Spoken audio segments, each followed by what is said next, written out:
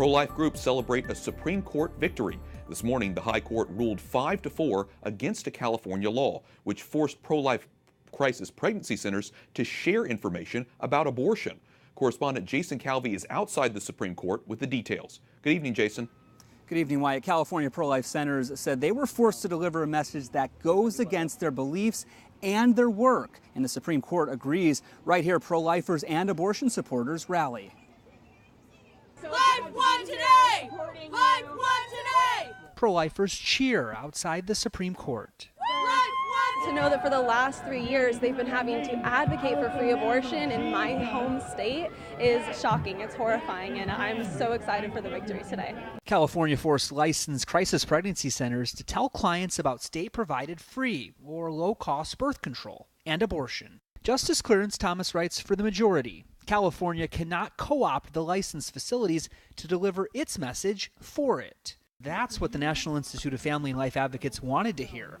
They're an umbrella group for crisis pregnancy centers with 135 in California. The cloud is lifted.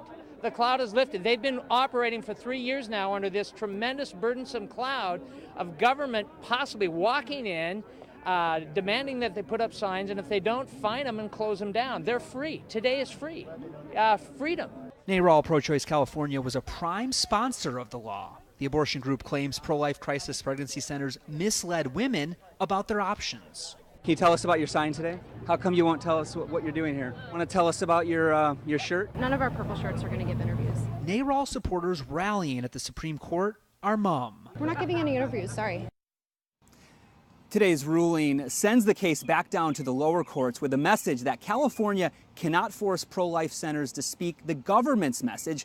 The ruling also casts doubts on similar laws in Hawaii and Illinois. Wyatt?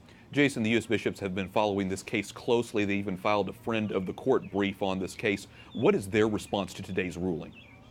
Well, pro-life chairman Cardinal Dolan calls it an important victory and will provide protection in the future from states who may want to force other pro-life pregnancy resource centers to speak the government's message. This is a clear message from the Supreme Court today that can't happen. Correspondent Jason Calvi reporting from the Supreme Court. Thanks, Jason.